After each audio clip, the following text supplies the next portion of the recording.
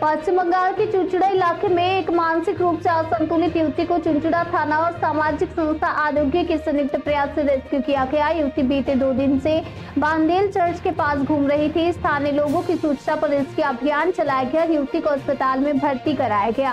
आरोग्य संस्था उसकी काउंसलिंग के जरिए उसकी पहचान का पता लगाकर परिवार तक उसको पहुँचाने की कोशिश कर रही है।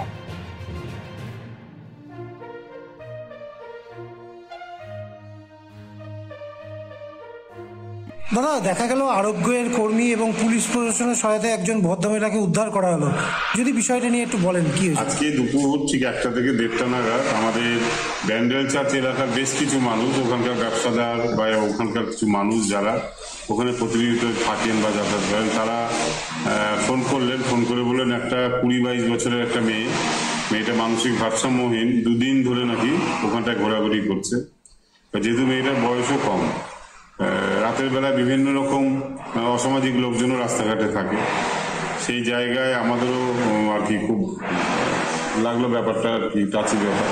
ওই সঙ্গে সঙ্গে আমাদের চুচুড়া থানার আইসিকে খবরটা জানায় এবং আইসি সাহেব আমাদের চিঠি করেন চুচুড়া আরোগ্যকে।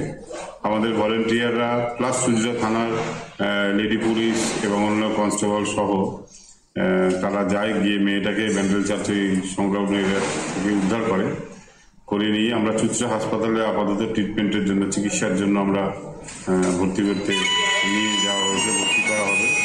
ভর্তি করার পরে মেয়েটার যেভাবে, যদিও বাড়ির ঠিকানা বলতে পারে, এর আগেও আমরা এরকম বহু কেস যাদের সুস্থতা করিয়ে বাড়িতে পৌঁছানো হয়েছে চুচুড়া আরোগ্যের পক্ষ থেকে প্রশাসনের সহযোগিতাতে।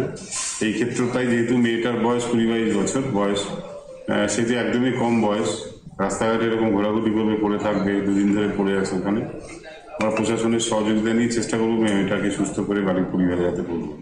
তবে চুচুড়া আরোগ্য কর্মীদের দেখা গেল সেই মেয়েটার সঙ্গে কথা বলতে এবং আশ্বস্ত করতে তাকে বাড়িও ফিরিয়ে দেওয়া হবে।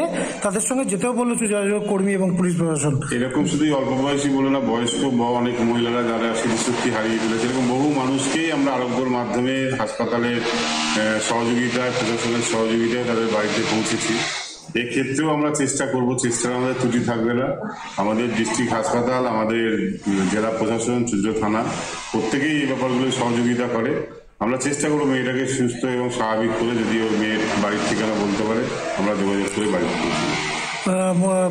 মহিলার সঙ্গে আমরা কথা বলেছিলাম, সেখানে সে বলছে শিয়ালদায় বাড়ি এবং তার নামও টুকি বা টুকটুকি বলছে। দেড়টার পর আমরা আমাদের কাউন্সিলিং করা হয়, তাতে জানা যায় মেয়েটা কখনো মগরায় বাড়ি বলছে, কখনো শিয়ালদায় বলছে, কখনো বর্ধমান বলছে।